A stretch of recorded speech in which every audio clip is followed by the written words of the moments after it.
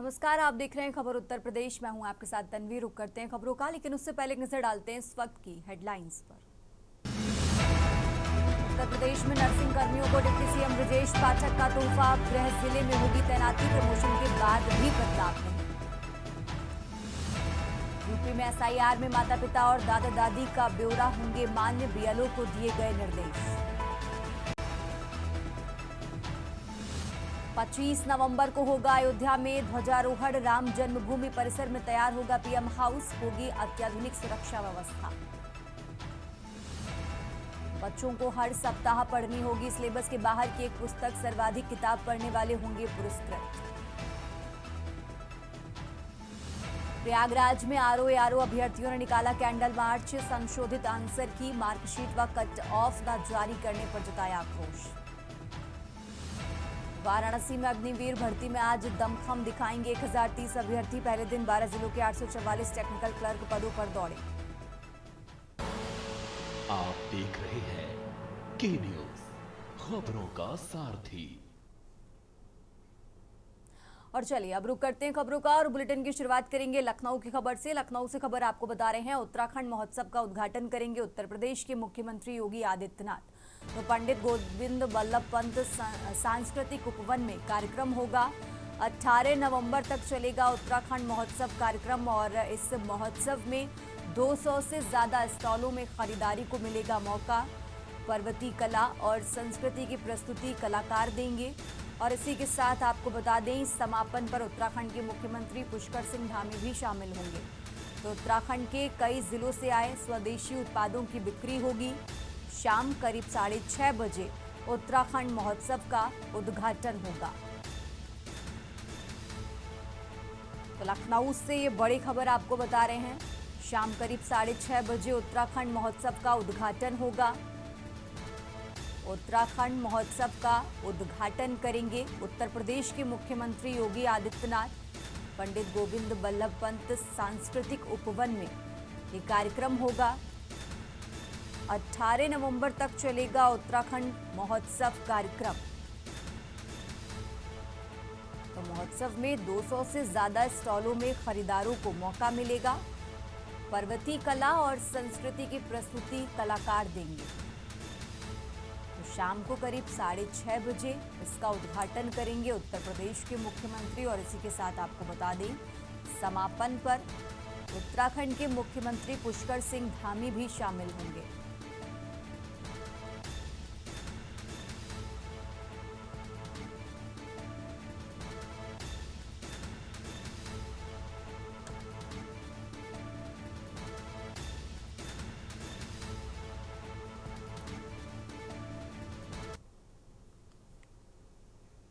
आगे बढ़ते हैं खबरों में। लखनऊ से एक और खबर आपको बता रहे हैं, सीएम योगी विदेश में करेंगे रोड शो। तो यूपी में निवेश के लिए सीएम विदेश में रोड शो करेंगे। विदेशी कंपनियों का उद्योग लगवाने के लिए सीएम करेंगे रोड शो। तो लखनऊ से ये अहम जानकारी आपको बता रहे हैं, जहां $1 ट्रिलियन करने के लिए सीएम विदेशी यात्रा पर जाएंगे। कई देशों के विदेशी कंपनियों के साथ निवेश पर इस दौरान चर्चा भी करेंगे। बड़ी खबर आपको लखनऊ से बता रहे हैं, जहां कई देशों के विदेशी कंपनियों के साथ निवेश पर चर्चा करेंगे। तो $1 ट्रिलियन करने के लिए सीएम विदेशी यात्रा पर जाएंगे। लखनऊ से ये बड़ी खबर आपको बता रहे हैं, जहां कई देशों के विदेशी कंपनियों के साथ निवेश पर इस दौरान चर्चा भी की जाएगी। तो सीएम योगी आदित्यनाथ विदेश में रोड शो करेंगे। लखनऊ से खबर आपको बता रहे हैं, जहां उत्तर प्रदेश में निवेश के लिए सीएम योगी विदेश में रोड शो करेंगे और इस दौरान निवेश पर कई देशों के विदेशी कंपनियों के साथ चर्चा भी की जाएगी।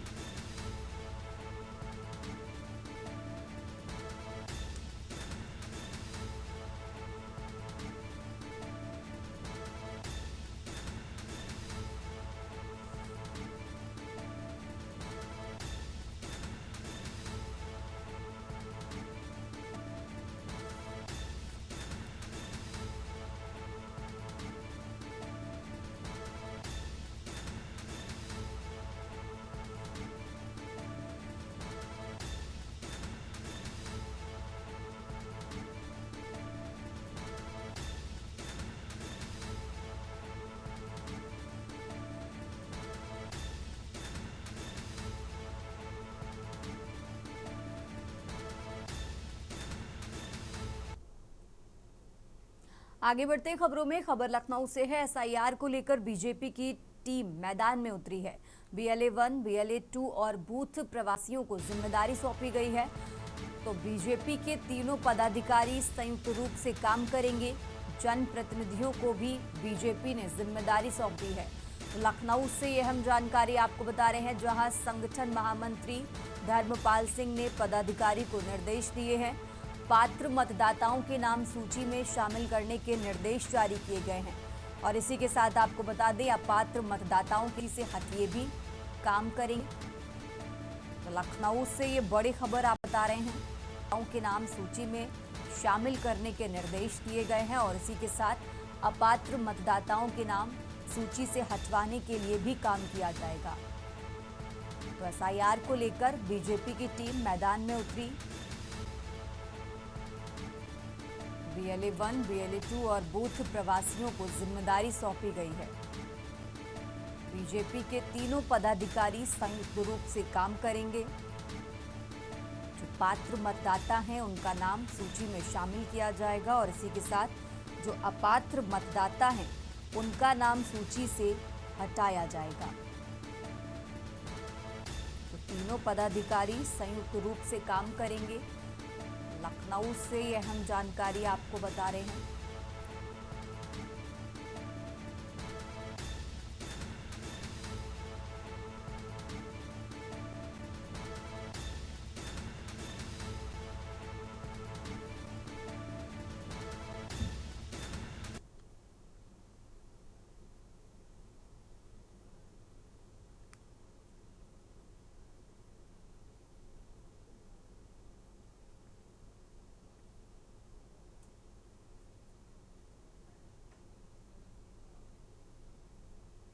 आगे बढ़ते हैं खबरों में, बात कर रहे हैं लखनऊ की। लखनऊ से खबर आपको बता रहे हैं, यूपी FSDA का अवैध कारोबार पर बड़ा खुलासा हुआ है।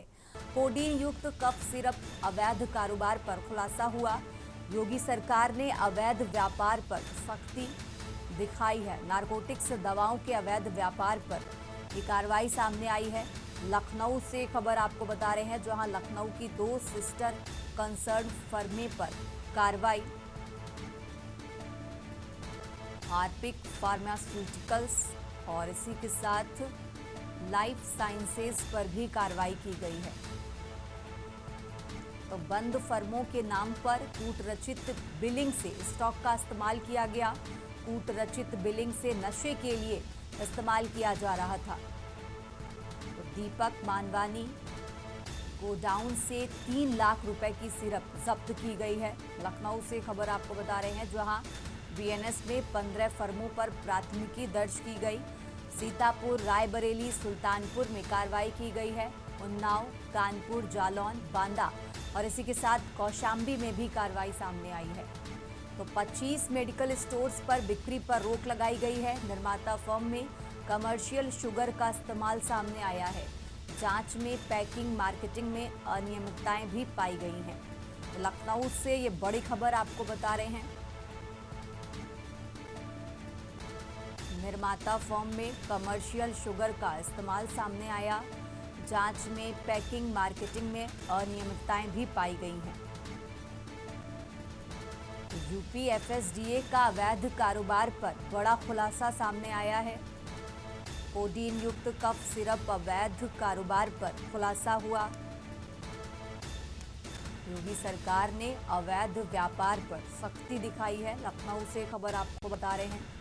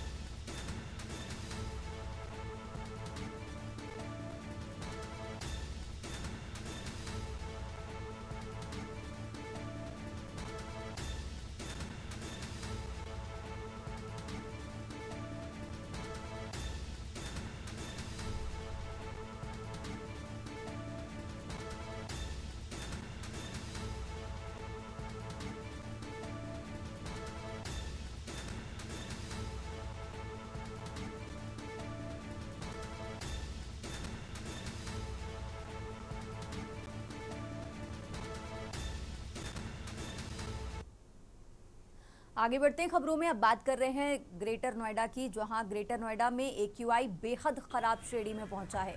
तो नोएडा का एक्यूआई 391 दर्ज किया गया है। ग्रेटर नोएडा के एक्यूआई 366 पहुंचा। और इसी के साथ आपको बता दें, नोएडा के सेक्टर 125 का एक्यूआई 380 दर्ज किया गया है। सेक्टर 62 का एक्यूआई 410 पहुंचा है।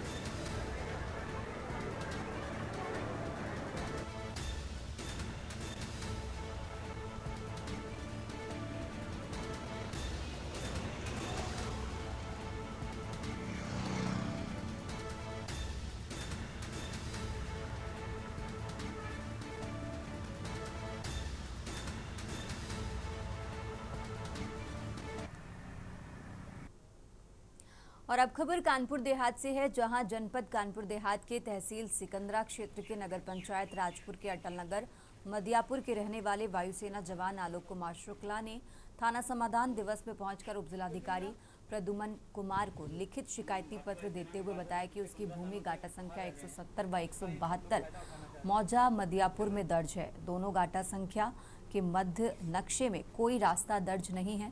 वहीं जवान ने आरोप लगाते हुए बताया कि राजस्व टीम के जरिए चेयरमैन अंशु त्रिपाठी तथा ईओ राजपुर ने जबरन उसके मकान के पुश्तैनी जमीन पर 10 फीट का रास्ता बनाना चाहते हैं। जवान ने खतौनी दिखाते हुए बताया कि पुश्तैनी जमीन दादा परदादा के समय की है, लेकिन अब उस भूमि पर जबरन 10 फीट रास्ता नापकर इंटरलॉकिंग की योजना बनाई जा रही है।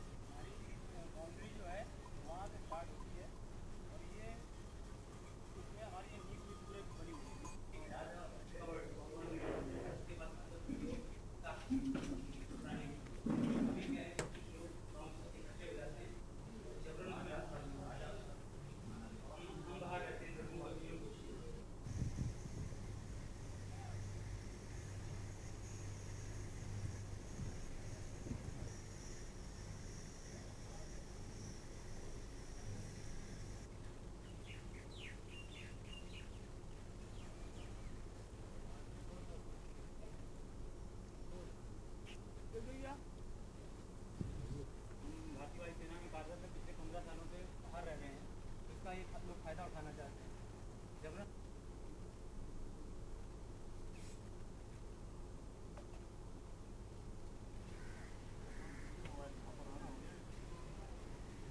मेरा मामला एक पैतृक संपत्ति का मामला में 2 गाटा नंबरों के बीच में कोई रास्ता मौजूद नहीं है, नक्शे में कोई रास्ता नहीं है।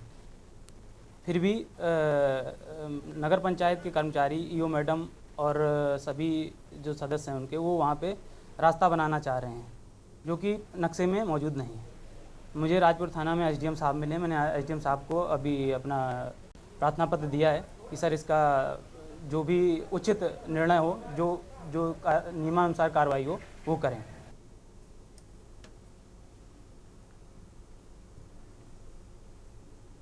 और अब खबर अयोध्या से है, जहां राम मंदिर में 25 नवंबर को भव्य ध्वजारोहण होगा। तो ध्वजारोहण के साथ ही राम विवाह उत्सव भी होगा। ध्वजारोहण समारोह के लिए आमंत्रण पत्रों का जो वितरण है वो शुरू हो चुका है। 5 लाख से ज्यादा श्रद्धालुओं के आने की संभावना जताई जा रही है। और इसी के साथ आपको बता दें, पीएम मोदी के आगमन को लेकर भी तैयारियां तेज कर दी गई हैं। कई राज्यों के मुख्यमंत्री और उप मुख्यमंत्री भी शामिल होंगे। तो अयोध्या से ये बड़ी खबर आपको बता रहे हैं। और खबरों में आगे बढ़ते हैं और अब बात कर रहे हैं एटा की। एटा से खबर आपको बता रहे हैं, जहां संदिग्ध परिस्थितियों में मिली पूर्व सभासद की लाश। तो रेलवे ट्रैक पर मिला पूर्व सभासद की लाश। हामिद अली उर्फ पप्पू का शव रेलवे ट्रैक के पास मिला है। एटा से खबर आपको बता रहे हैं और परिजनों ने हत्या की आशंका जताई है।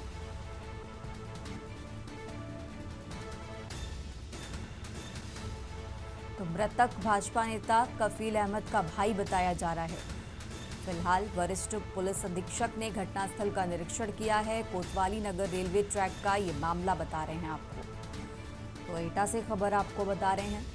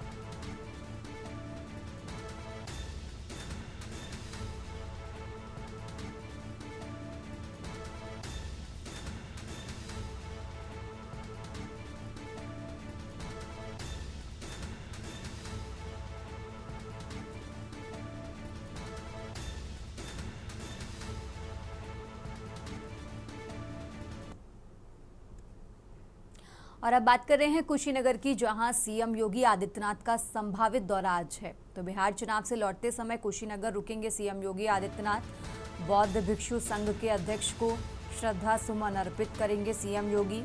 संघ के अध्यक्ष भदंत ज्ञानेश्वर को श्रद्धा सुमन अर्पित करेंगे उत्तर प्रदेश के मुख्यमंत्री। और इसी के साथ आपको बता दें, निर्माणाधीन कृषि विश्वविद्यालय का निरीक्षण भी कर सकते हैं। तो दोपहर करीब 3:30 पर कुशीनगर आने की संभावना जताई जा रही है।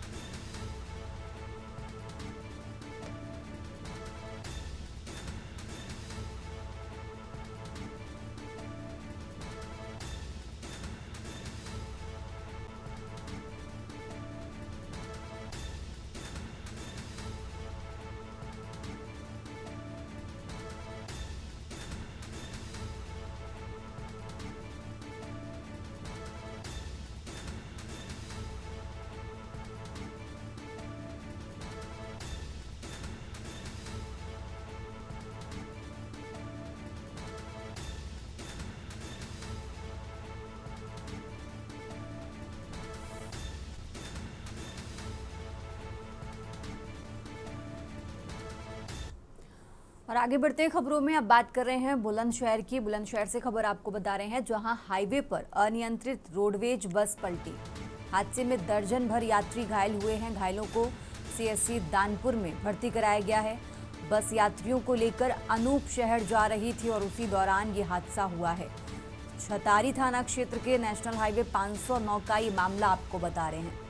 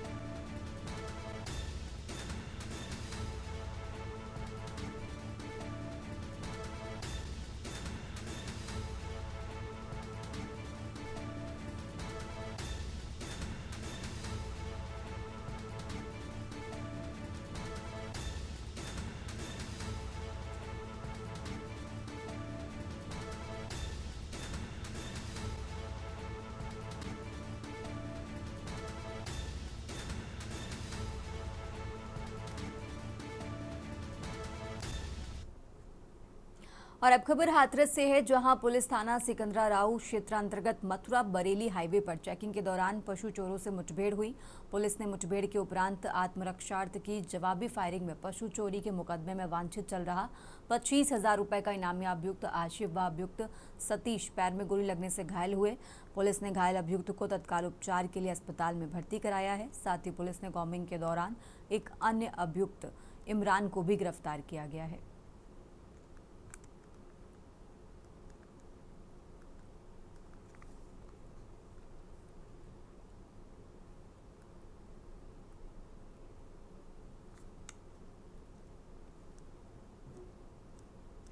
उत्तर प्रदेश की खबरों में फिलहाल इतना ही। आप देखते रहिए के न्यूज़ इंडिया।